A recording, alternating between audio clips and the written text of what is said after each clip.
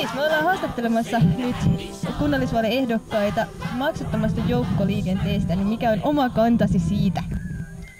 Maksuton joukkoliikenne on paitsi mahdollinen, niin myös välttämätön. Suomen kommunistinen puolue vaatii maksutonta joukkoliikennettä. Vihreät puolueena kannattaa joukkoliikenne tai sinne lippujen hintojen niin puolittamista. Pitkällä tähtäimellä kannata maksutonta joukkoliikennettä. Mun mielestä lippujen hintojen puolittaminen on hyvä tavoite ensi valtuustokaudelle. Jyrki Katainen, mitä mieltä olet maksuttomasta joukkoliikenteestä?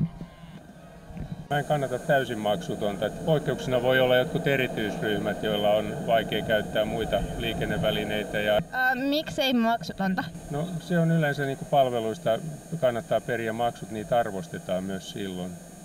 Elikkä se mitä on... Terveyspalveluihin, sosiaalipalveluihin, moneen muuhun, mutta on tietysti ryhmiä, joita kannattaa vapauttaa kokonaan.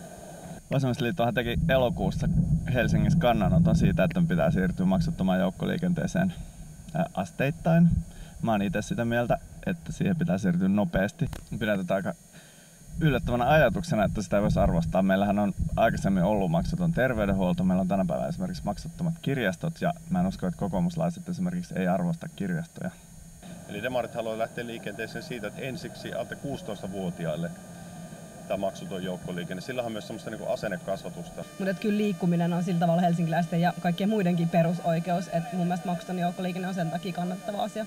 Ihmisten pitää voida liikkua kaikkien omasta varallisuudesta liikkumatta, niin pitää voida liikkua kaupungissa, koska kaupungissa eri palvelut sijoittuu eri paikoille ja keskustassa on tiettyjä asioita, eri kaupungeissa on jotain muita asioita.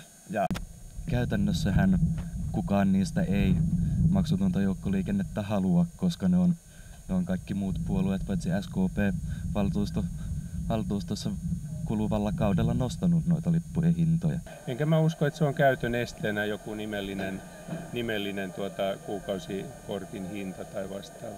Kyllä siihen sitoutuminen mun mielestä aikuisilla ihmisillä, jotka on toivottavasti töissä käyviä tai joilla on kohtuullinen talouden tilanne, niin siihen voi sitoutua sen puolesta äänestää myös maksamalla. No siis tässähän on kyse tietynlaisesta joukkoliikenteen irrottamisesta tällaisesta niin kuin kapitalistisesta taloudesta. Että silloin me tehdään liikkumisesta sellainen kaupunkilaisten oikeus, joka on niillä joka tapauksessa. Miten saat kokoomusta ymmärtämään, että maksuton joukkoliikenne on jokaisen ihmisen perusoikeus?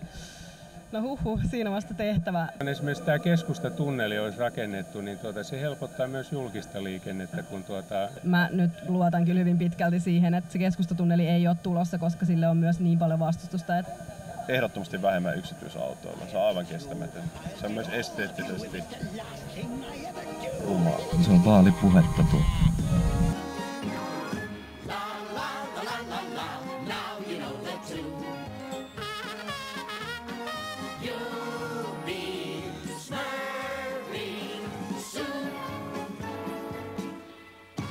Helsinki helsinkiläisille, eikö niin?